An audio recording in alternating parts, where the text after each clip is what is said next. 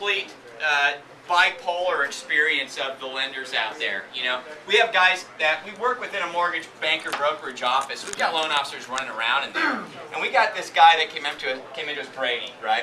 We got this guy that came into us who's a stellar loan officer. This guy does a lot of business in the past, and he's still damn good, you know. But with all the new changes and regulation stuff, here's a guy who's a highly qualified, very motivated individual, a great technical loan officer, you know, markets, does stuff. But he's just had it up to here. You know what I mean? And he comes in and he goes, listen, man, I'm just so fed up with all this shit. He goes, if I get an email and I even get the hint of a tone in that email, I tell him to get the fuck out of here. I'm done. I'm not working on their shit anymore. I'm like, really? Is anybody there right now? I mean, it's just like, he actually said, even if I sense tone in their email, they're done. It's over. You know what I mean? This guy's like an experienced guy. So this market's just chewing up people and spitting them out. And these are good, solid people who have been doing this for years, so it's crazy for us to watch this. But with that said, hold on, let me break it. Is First Cal here? Okay. Yeah, I was going to go that direction. Okay, go ahead. No, go ahead. You're going to go to Jeremy, right? Yeah, no, Jeremy. Yeah, so that's why I said the bipolar thing. So you've got one guy who's been doing it a long time who's just taking the full brunt of everything that's going on, and it's affecting him in such a negative way that even if he gets a tone in an email, he's firing his clients and all of his realtors and everybody. Yet on the other hand, we see people like, you know, Jeremy Forsey, you guys probably know him, he's a good friend of ours. The dude's a stud. It's always happy, happy, joy, joy, happy, happy, joy, joy. You know, he wakes up in the morning and goes, I'm great, the world's great, everything's positive, and everything's wonderful, you know, and he goes out, but dude, the guy buys into his own line of shit. He really does. You know what I mean? He lives it every single day, but that guy is just absolutely ripping this whole market to pieces. So it's really interesting just to see the bipolar experience of the loan officers out there. You know, really what I think what we're talking about is... Food fight! No, you don't. What we're talking about... Linda, stop.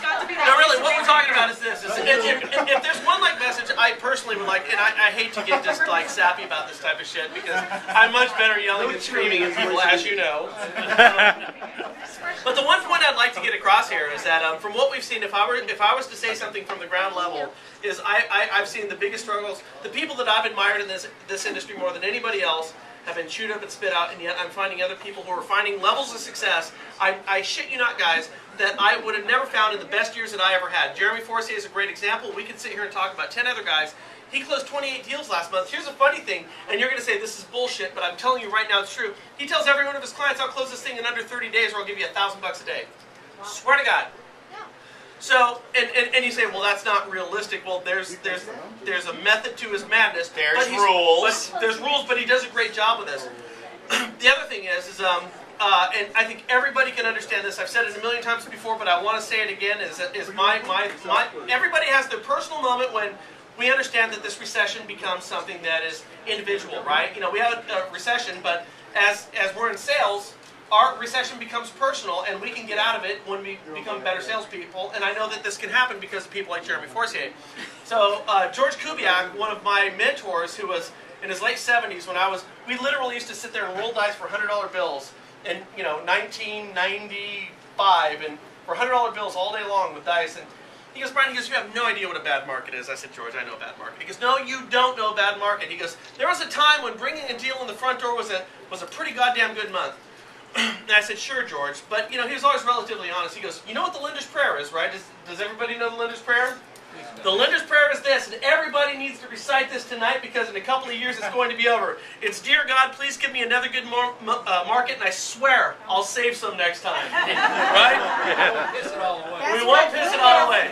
I called George up in 2008. I said, shit, you were right. And we find ourselves in the bottom of a barrel right now, but boy, the people that are here are great salespeople, and we're going to make it through it. You didn't think you were going to have this convention, you were worried about it, but the people that you have here right now, Dale, are better salespeople than they were a couple of years ago. I'll tell you right now, what we've seen is the people understand their trade, they're mastering it better now than they ever have. People like you are helping out fantastic shit, man. It's good stuff. Yeah. All I would say, just to kind of wrap this whole thing That up was is- like the crescendo. You're fucking this okay, up. but Hey, crescendo. but it's always your show. So, no, I mean, honestly, the last thing I would just say is that, there's a lot of stuff coming